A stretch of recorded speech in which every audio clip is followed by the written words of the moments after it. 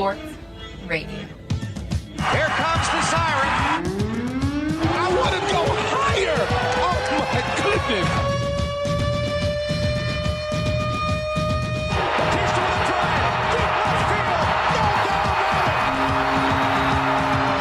Posey will defend. Oh! LeBron James with no regard for human life.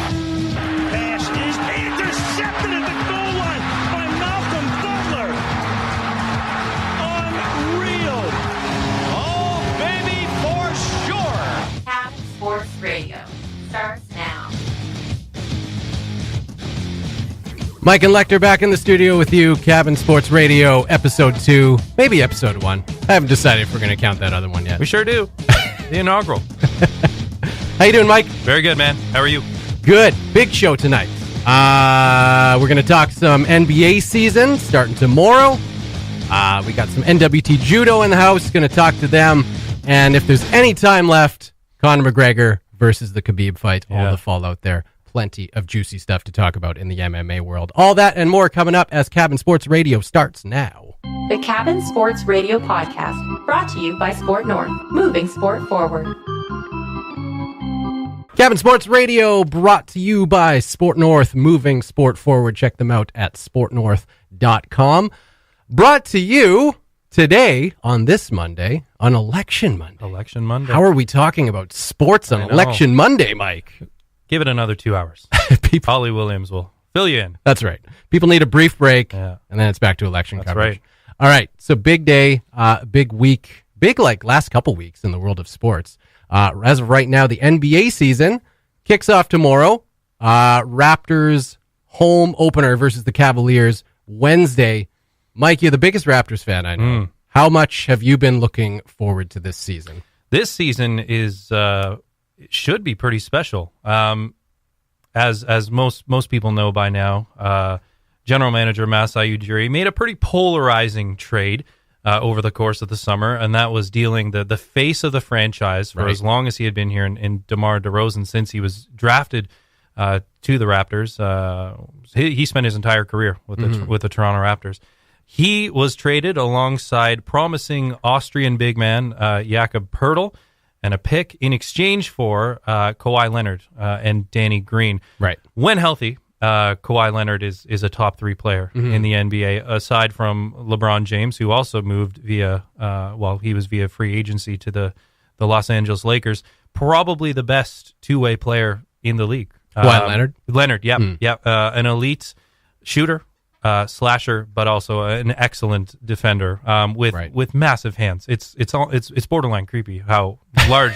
I think measured thumb to pinky is something like 11 inches. The average man is around 8 or something like that. I'm not going to lie, it's a little creepy that you know that. Yeah, no. Well, there's like he was participating in a shoot around with other All-Stars this summer, and there's a picture of him holding the basketball with his two. You can't even see the ball. They completely smother. Yeah, it's one of his traits. He's an excellent defender and an elite scorer as well. So polarizing in the sense that the face of the franchise in DeMar DeRozan, the heart and soul of the team, aside from Kyle Lowry, dealt. But the thinking behind this move really was instead of 2 more years, because that's when they figured this core would have been together. DeRozan and Kyle Lowry, both their terms expiring. I believe it's at the end of next season.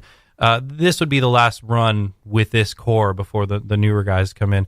Right. So the thinking was instead of 2 more years of mediocrity, they've performed well historically since this core has been together in the regular season, but haven't been able to pull everything together. Now, you had someone like LeBron James standing in your way. 8 straight finals appearances. With the Miami Heat and Cleveland Cavaliers. Whatever team he's on is going to the finals. Now he's in the West. A different story. A lot of juggernauts out there, especially the Golden State Warriors. Right. So they won't have him standing in their way, and they pulled off this move. So, like I said, instead of 2 years of mediocrity, they have a chance to be great this year. And this coming off of their best season ever. Right. 59 wins last year, 59-23. Had a chance to crack the 60-win mark in the last game of the season. Didn't pull through. But they have a chance to be even better this year. The league is sort of trending in the direction of 3 and D. The sort of traditional big man, if you will, that role has been diminished to an extent. You want bigger guys who can stretch the floor. So elite 3-point shooting, it's more efficient than long range twos. And you want guys who can defend. So Danny Green, who's also brought in on this trade, and Kawhi Leonard address that need immediately. You don't give up Kyle Lowry. Obviously, DeMar will hurt, but Kawhi is an instant upgrade in almost every category. Right. And then you still don't give away too many of your younger pieces. OG, Anunoby, Fred VanVleet, Darrell Wright, Pascal Siakam, all untouched in this move. So really, this could be the best roster they've ever put forward in a weakened Eastern Conference with LeBron going west. It's crazy that one man literally makes a difference, but he's that good that it does. The NBA has done nothing but prove that in the last how many years? 8 straight finals appearances. And you mentioned the Raptors opening their season against a very different looking Cleveland Cavaliers team on Wednesday in Toronto at Scotiabank Arena. LeBron not in the fold. Kevin Love was re-signed to a 4-year deal. I believe before he signed that, he wanted to know that the team wasn't tanking. We'll see with LeBron out of the picture just how good they are. How were they able to convince him? Yeah. I mean, you lose someone of that caliber. You don't replace LeBron James. No. I mean, that's just the way. And it was is. The worst thing is for them, anyways. It was via free agency, so it's not like there are other parts coming back the other way. I don't expect them to be in the top 4. The Atlantic Division, where the Raptors are, should be very good, very competitive.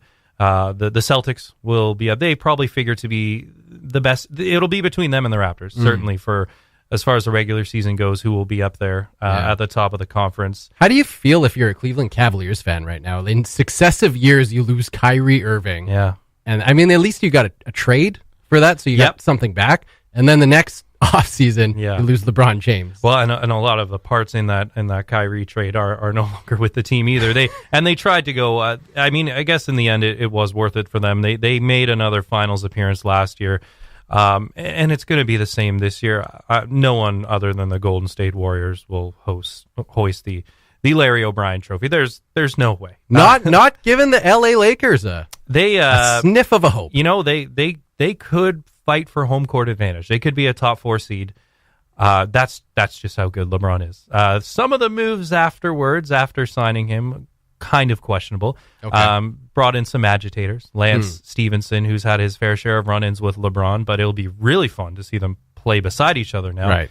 JaVale McGee, Rajon Rondo. So they've got this interesting mix of older guys who have won though. Right. So they have championship pedigree with a pretty promising young core. Kyle Kuzma, Lonzo Ball, Brandon Ingram. They'll be good. They'll definitely be good. They will be fighting, I think, for home court. They could be a top 4 team in the West. Right. But yeah, not great times on the horizon for the Cleveland Cavaliers. No, I don't think. So the Lakers could be exciting. They could be maybe not quite there. At the very least, they may be a very entertaining reality TV show. Totally. I think they've already announced they're going to have somewhere in the neighborhood. I think it's 54 nationally televised games. You would usually see Lakers games televised. They're probably the biggest market. Them in New York. So you would see a lot of their games televised nationally, anyways. But that's just the LeBron effect right there. Is 54 nationally televised games because everyone wants to watch the Lake Show.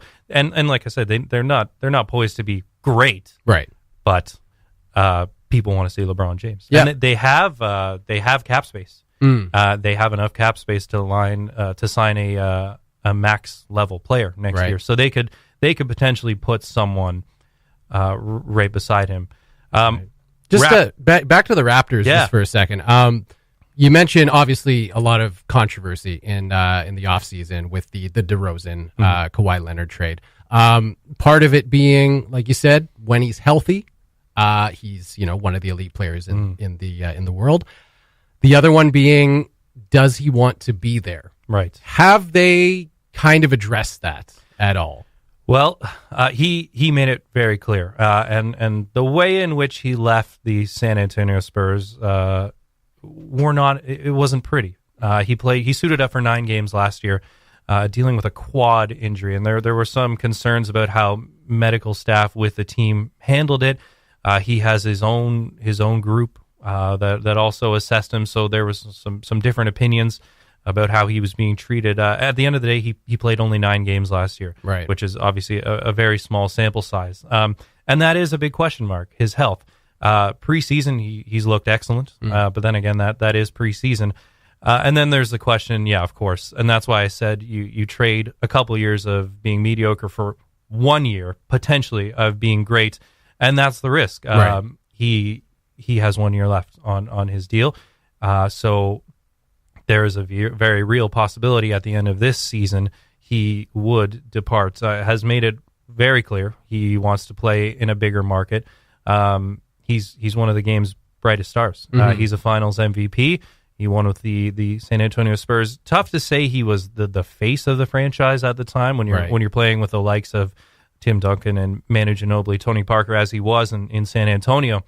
But he's an excellent top 3 All-NBA talent, and has made it clear that he wants to play in a big market like Los Angeles. Toronto is a huge market. It's one of the top 4 biggest cities in North America. Chicago, LA, New York.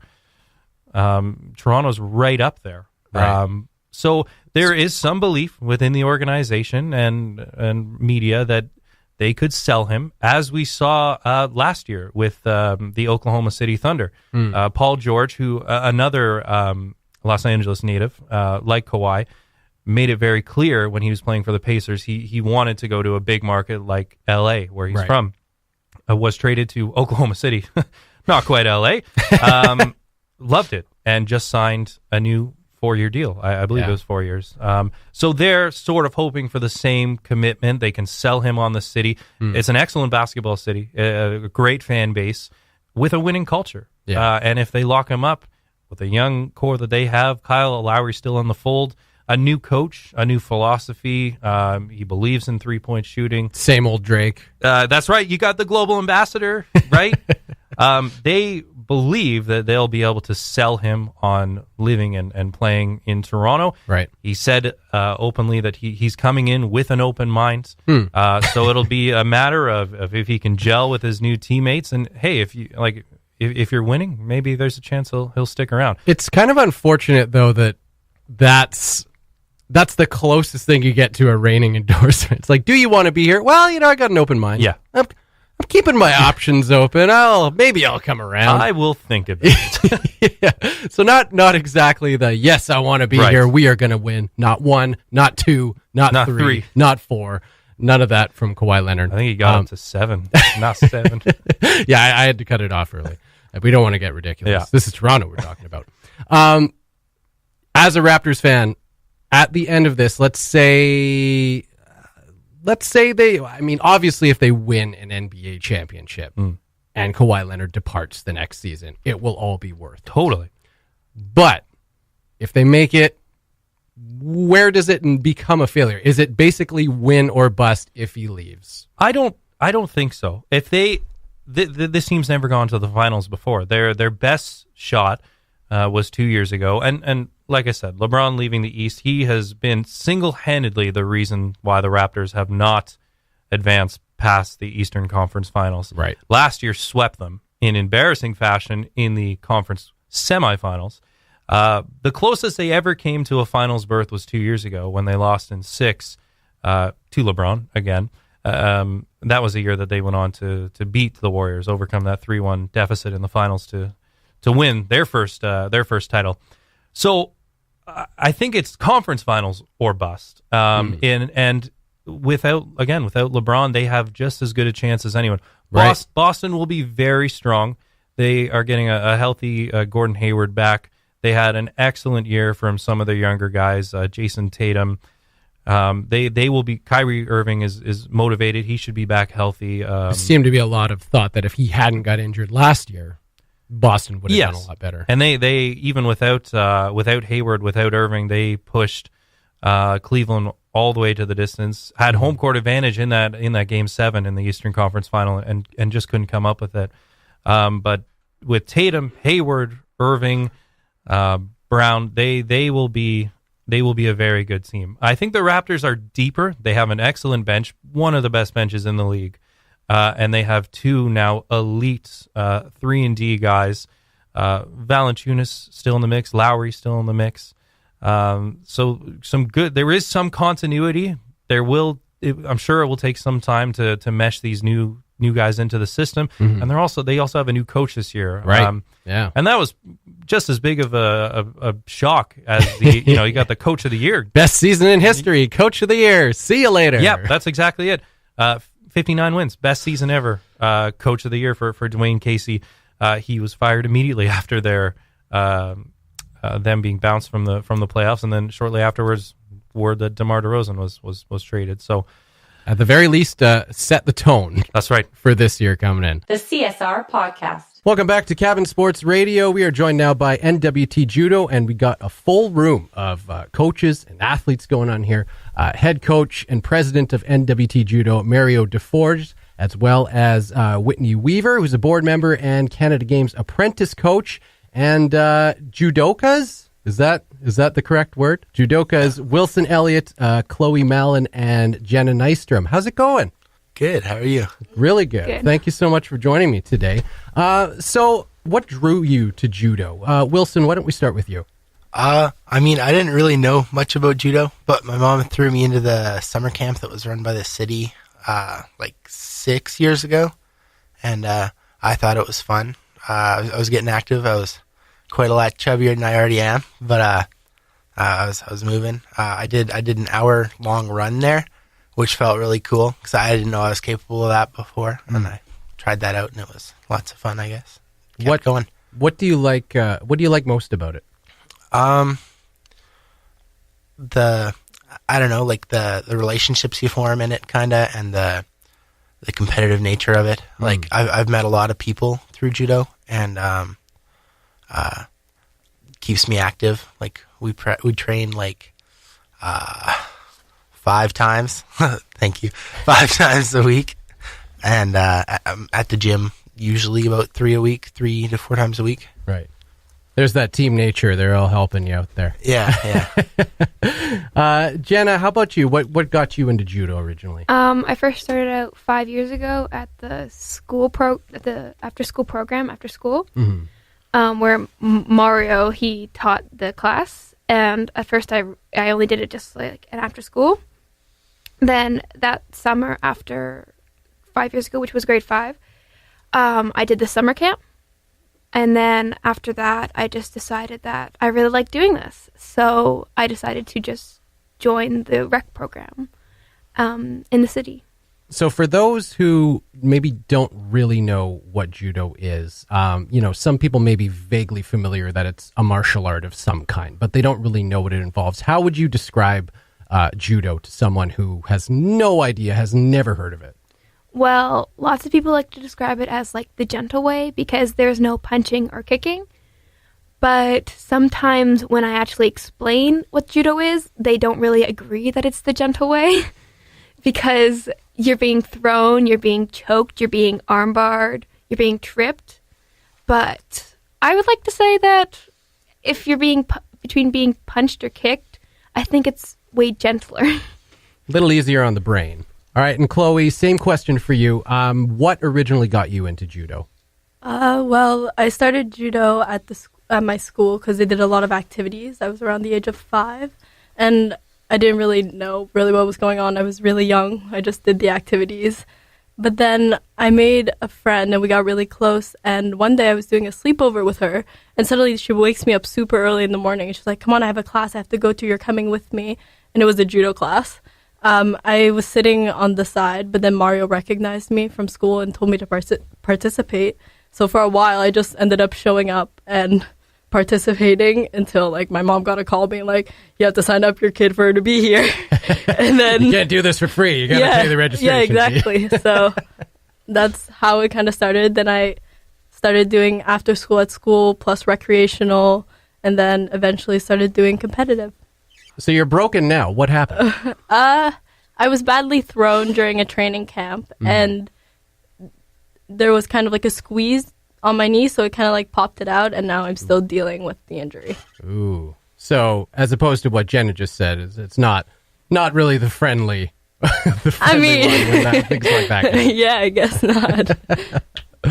And what are your eventual plans for your judo career? Do you look at it as a career? Is it something you're looking to aspire further with? Yeah, definitely. I've been doing it for so long, it would feel weird to just stop. So once I'm done with school and I go on to post-secondary, hopefully I go around like Montreal so I could train at the center over there and just like continue competing and hopefully just keep getting better. All right, so Mario, we were talking off the air just a bit earlier, and you started running down a whole list of events you guys got coming up. You got quite a busy next month. Give us a rundown of what's going on with NWT Judo.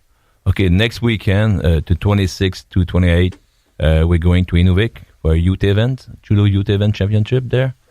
Initiation Judo and do initiation for competitions.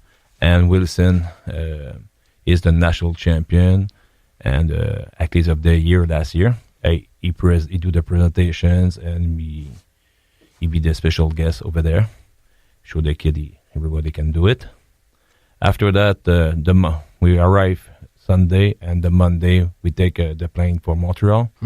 We do a pre-camp before the Quebec Open Judo Championship, and after that we do at the National Center a week of training there, and we take another plane for Ontario and to Toronto for the Ontario Open competitions, another championship. After that one we back and we have the Arctic Open. And that's the fourth time we do that. We start that. And we have the guests from Nunavut and Yukon. And we have special guests for the camp. And we have black belt grading. We have great Bianca be there, Donald and Daniel Ferland.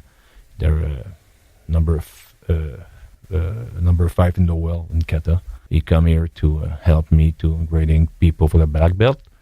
And on the 26th, and we have and the 28th, we have IGF, International Judo Federation, come over here to make a movie on us, small documentary, and we take picture here, and we go back to Inuvik because it's cool there and cold. That's good for them. Right. We have fun. And that's it for the month. After that, we have other stuff after Christmas, top 8, preparation for the Canada Winter Game, and be ready after that for the National Championship with BC, Edmonton, and Canada Cup. And we hope to defend our rank. How many international competitions you do it in the summer too, or in the spring. And you do sleep sometime in between there, Oh, right? yeah. Yeah, okay. There is. Judo is... Judo is Whitney's very... shaking her head no. She's like, no. Yeah. Judo is minimum effort for maximum of result. If you're smart, you understand this one. We have a great team. I have a lot of people, Whitney, Chantal, Rika. I have friends all around the world to help them to develop the kids. And we have the support too from the community. We have Alfred Moses just give me a support letter for a special program I wanted to make. That's grateful here. People there are very nice, and hope we have to do the best with the kids. How long have you been involved in judo? Me only in the north. This year I do coaching in the north. I started in 2001 or over 17 years. Wow. And this year I start my 45th year of judo. Holy. Yeah. Wow. I look young.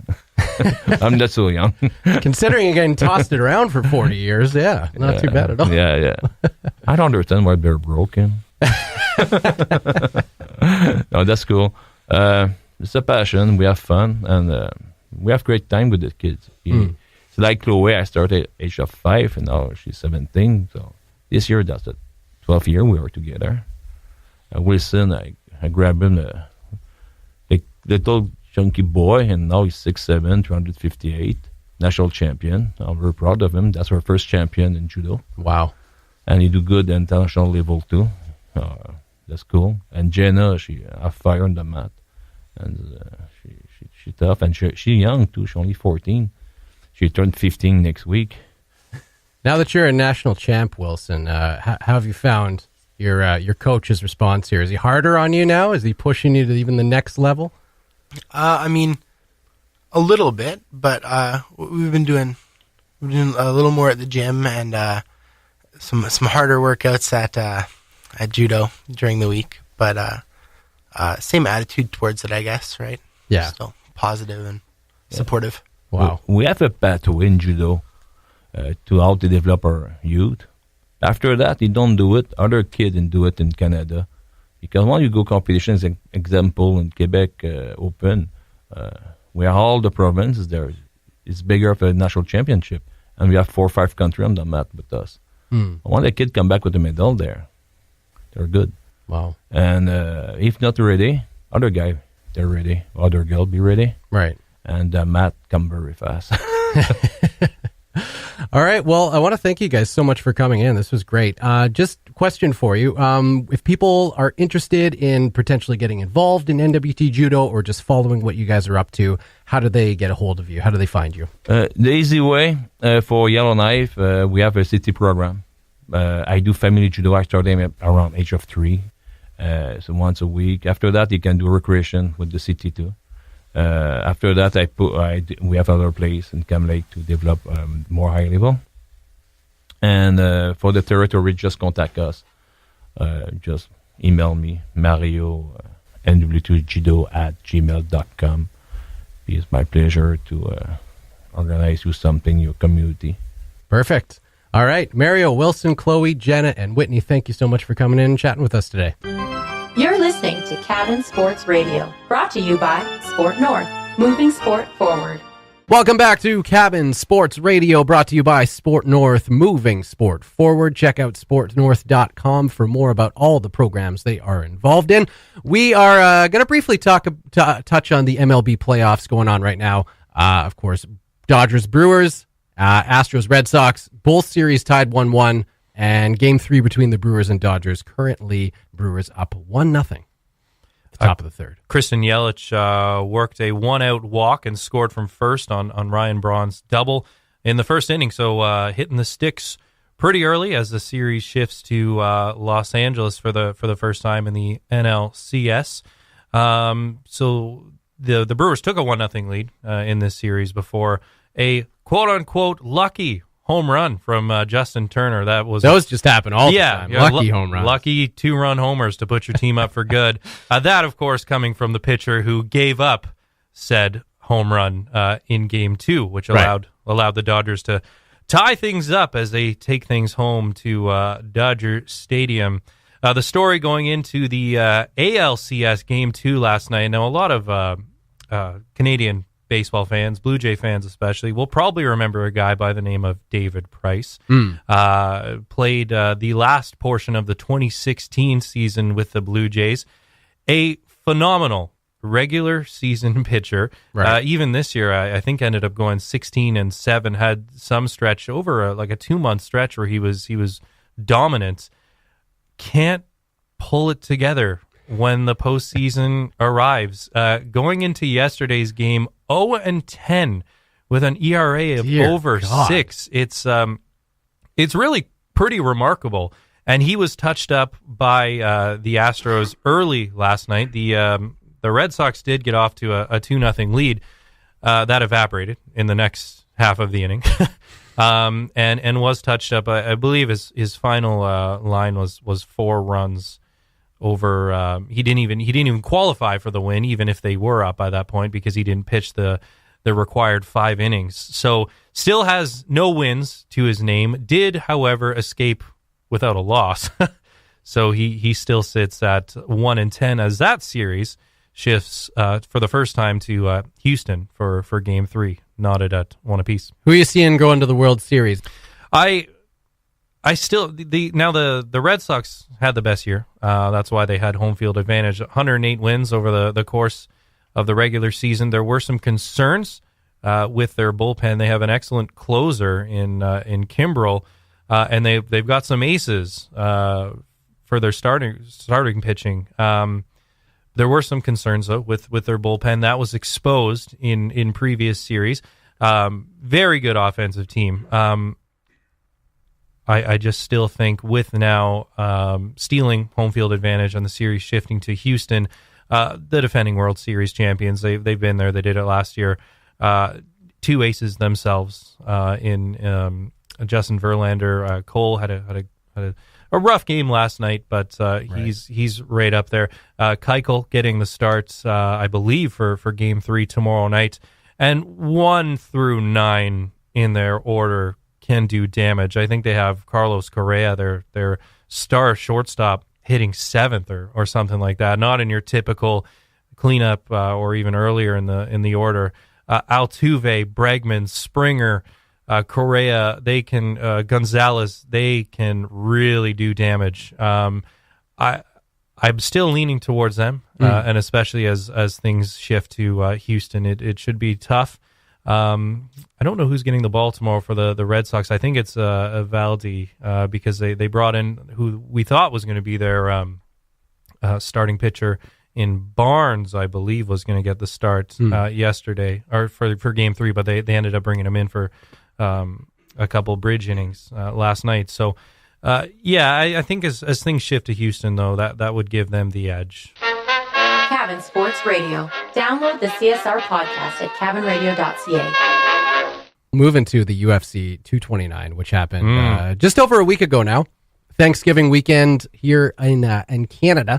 Conor McGregor versus Khabib Nurmagomedov. I've been practicing. Yeah, that was good. Name all hour. That sounded good. Yeah, how'd that roll off the tongue? Nurmagomedov. Very good. Obviously, really interesting fights. I think a lot of people kind of figured it would go the way it did. That Khabib would take McGregor down at some point, tire him out, and basically just do what he does. And I don't think people expected, aside from everything that happened after the fight, was that he would actually be able to stand and box with him. Yeah. Now, I think he had kind of tired McGregor out by that point with the groundwork and forcing him to struggle, to keep himself protected on the ground.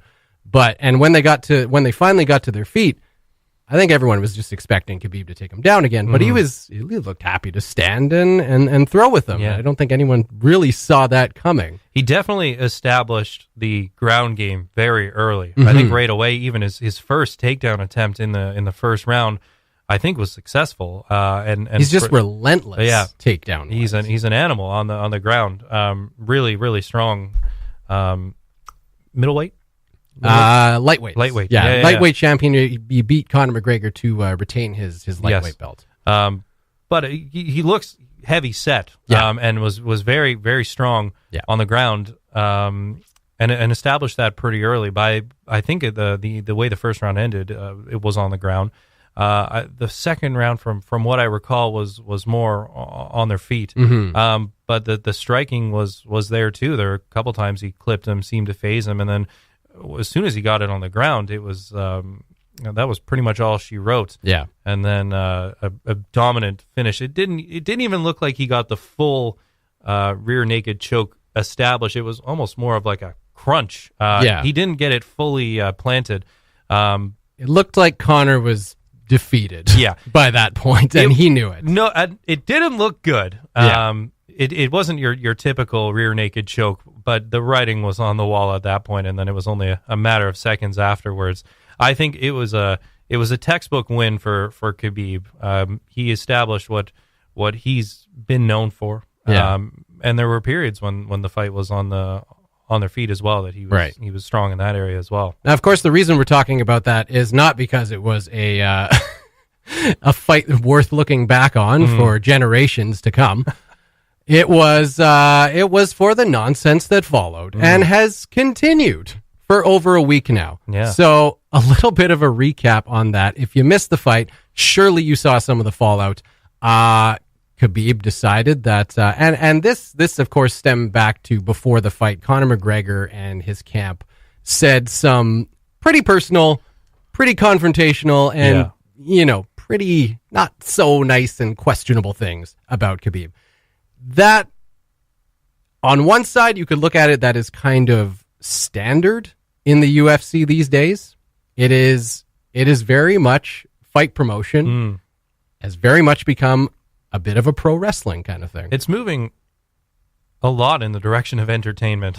and so when you had that, and then you had what happened after the fight, literally all you needed someone was hitting someone with a steel chair. Yeah. It's like, oh, okay, this is WWE. Yeah, I'm watching SmackDown or something. So yeah, Khabib left the octagon with a flying drop kick to someone in Conor McGregor's corner. Brawl ensued outside the octagon, somehow spilled into the octagon. Conor McGregor got sucker punched by one of Khabib's teammates, and basically chaos ensued. I watching the fight live, my eyes were bugging out of my head. I was like, what's going to happen here? How are they going to get this under control? Unprecedented. And every camera angle that would come up, because Twitter was a buzz, to say the least. And it just seemed like every couple of minutes there's a new camera angle, something else crazy that came out of this fight. Yeah. At one point, obviously, McGregor would have been pretty demoralized. It was a crushing defeat for him. Khabib remains undefeated at 27-0. There was a lot riding on this fight, right. And I'm sure he was not in the best of moods. No. When all was said and done, pretty demoralized. Rado, you knew there weren't going to be, and I think they were pretty clear about it too. There were not going to be any handshakes after this fight, any hugs. Them exchanging some pleasantries before one of their arms was raised. We knew that was going to happen. What I don't think anyone could have called is what did end up happening, which was Khabib immediately going over to a semi-conscious Conor McGregor, probably shouting some not very nice language, and then proceeding to taunt his team. Someone said something he didn't like. He hops the fence, jumps in the crowd, starts punching people. They're punching him back. His team jumps in the octagon.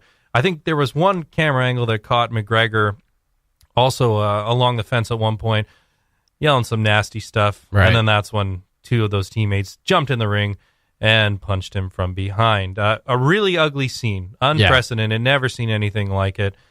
I think it's just a Saturday night in Russia. Maybe. Yeah, it very well could be. And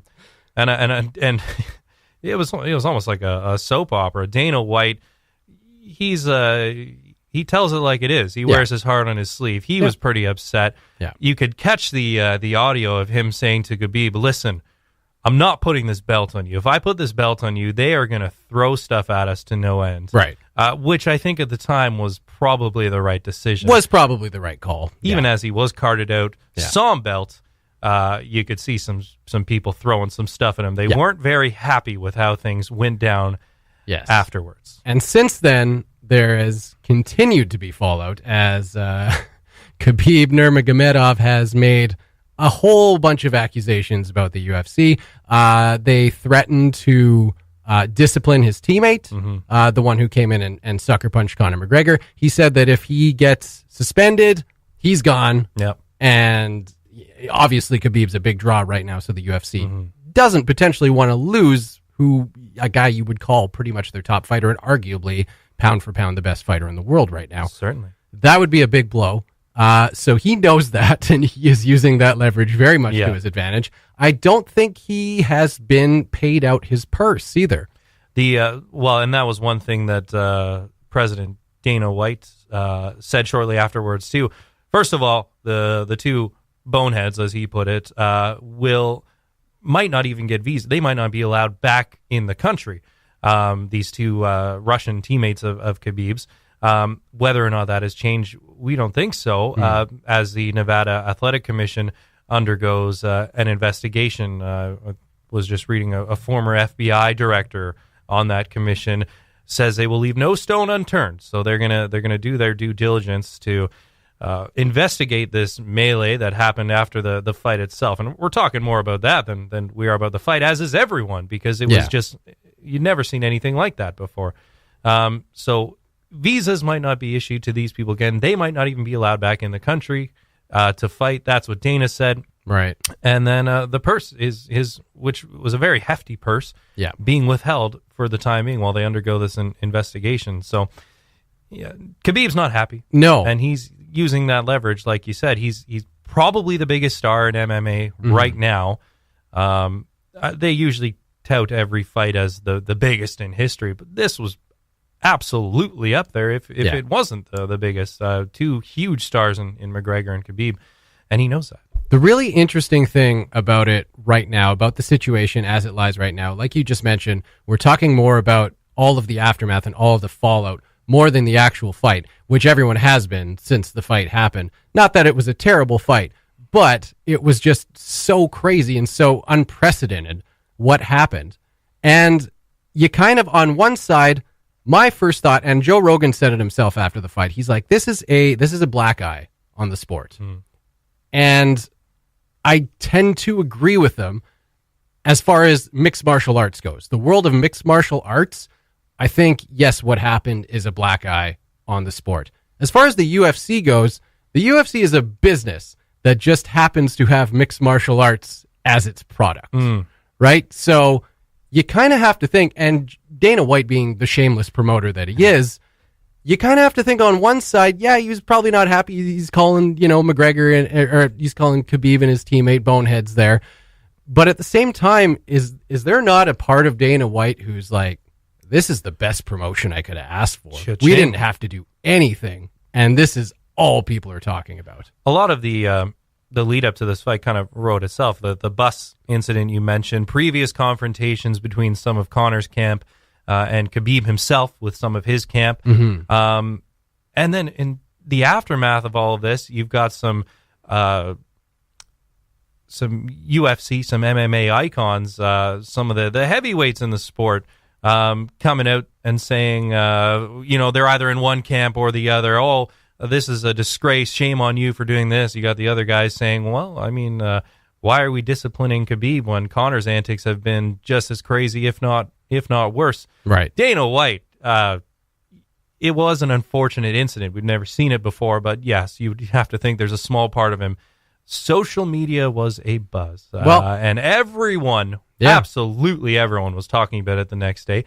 And then even some of the people that have come out of the woodwork since, George St. Pierre potentially being one of them. Yeah. It's what it would take for him to come back into the octagon. Yeah. And then Khabib has sent out a fight request to Floyd Mayweather too. So I'm sure Dana, a part of him is going to go, Khabib, you can, like McGregor, you can almost do whatever you want because you're always going to sell fights. And I'm sure we'll see both of them fight in the UFC again. Oh, for sure. I mean, if the will is there, I'm sure people already want to see a rematch. That's pretty much a given. I think McGregor's camp has already requested one or said they've wanted. He's already thrown it out there, an offhand tweet saying, can't wait for the rematch. Like you say, Conor McGregor has kind of been Dana White's golden boy since he came into the UFC because he's such a great promoter. I mean, he's a great fighter, which obviously is a huge part of it. You could be as good a promoter as you want or self-promoter as you want. If you can't back it up in the octagon, then it doesn't really matter how well you promote yourself. No one's going to watch you fight if you don't win.